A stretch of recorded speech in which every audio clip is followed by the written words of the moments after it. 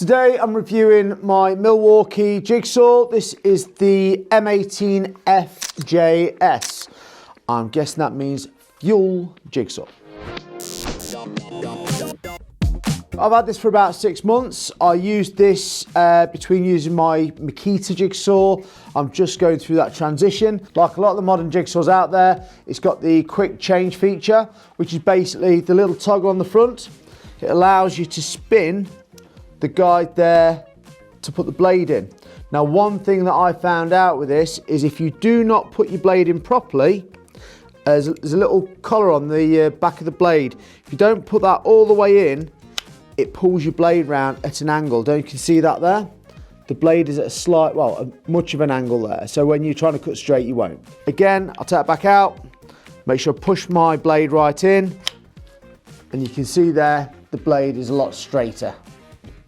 Okay, the quick change feature is brilliant. Beforehand, years ago, you get your Allen key, undo and change. Now it's just flick of the toggle, out you come, jobs are good. And along with this as well, you can see just inside here, you've got a little light. And you've also got the guide in front of the blade to stop that coming out at you. Another feature I found with this is that it's got a feature that when you are cutting and you're following a line, you can set it so it blows a little bit of air in front of the blade so you can carry on following your line rather than have all your dust collect up. This one's got the 3-speed settings and it's got the guard on the bottom, like the slip guard, so you're not sticking.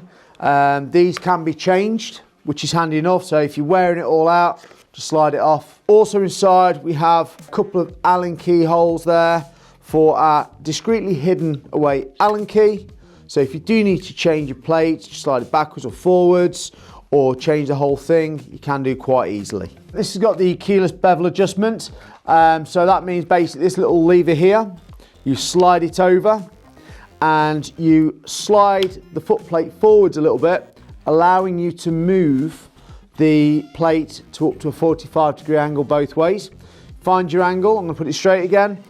You can see you slide it back in. There's a little pin in the back there that slots in a groove, and then you lock that in. Overall, this machine, not very heavy, easy to handle. So I've gone Milwaukee on this occasion. I have had Makita in the past. The Makita had a couple of extra features, like a little lock button on the top. This one's dead simple, lock and unlock. The other feature on this one as well is that you have got the option for dust extraction. You've got this little funnel here, specially designed to slot into the back of the machine, and then you clamp your vacuum onto the back. So that should prevent the dust getting up into the air, stop you inhaling it as much as you can, but still remember to wear a dust mask. Here's the Milwaukee vacuum. I have already changed the end on it to show the adapter. So the ends on these are changeable. You can use it as a vacuum unit or you can have it as a designated tool vacuum.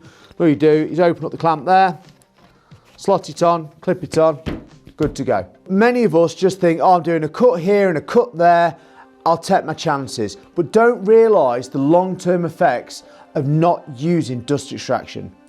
Dust gets into the air, minor particles can enter the body. Over time, you might find you suffer with wheezing. We see people using machines for cutting stone or tiles or metal. Dust like that won't necessarily get broken down. So that can cause long-term effects and it can shorten your lifespan. I'm just as guilty doing this myself.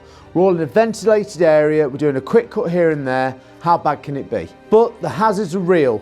So it's a message to myself and to you guys that the dust is a massive issue. Make sure, regardless where you're working, to use dust extraction.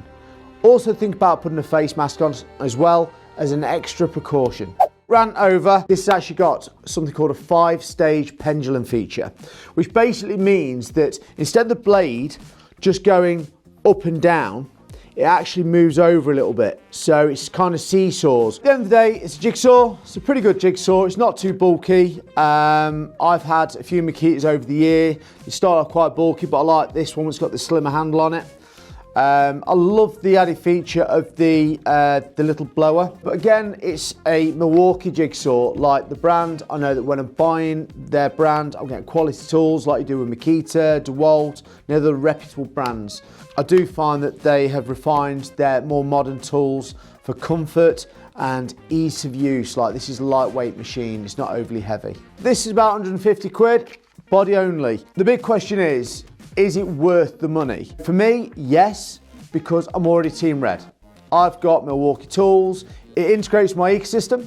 So I've got various different tools, the battery's interchangeable, so it would make sense for me to buy this machine to go with my set. If I had an older model, would I spend the money? Not necessarily. If the older model is working fine, then it probably wouldn't be worth upgrading for the small added features, like maybe you've got one with quick release, maybe you haven't, but is it worth spending the money for that little time saving? That's down to yourself to decide. But if you haven't got anything Milwaukee, would I upgrade just for that? Well, maybe not, because you're talking £150 for the body only. Then you're talking batteries, which can vary in price. Then you got the charger. All of a sudden, you're having to buy the pack. Ultimately, you're not going to change brands just for one tool. For the DIYers out there looking for a jigsaw, if you're only doing the occasional job, maybe 3 or 4 times a year, no, I wouldn't even bother, because this is an expensive bit of kit for a hobby. But if you're a tool enthusiast who's maybe using it 3 or 4 times a month, then yeah, if you're looking to build out your collection and you've already got some Team Red, get involved. Great bit of kit. Don't forget to leave me a comment. If you've got one of these, tell me what you think of the machine. Don't forget to like and subscribe, and I'll see you in the next one.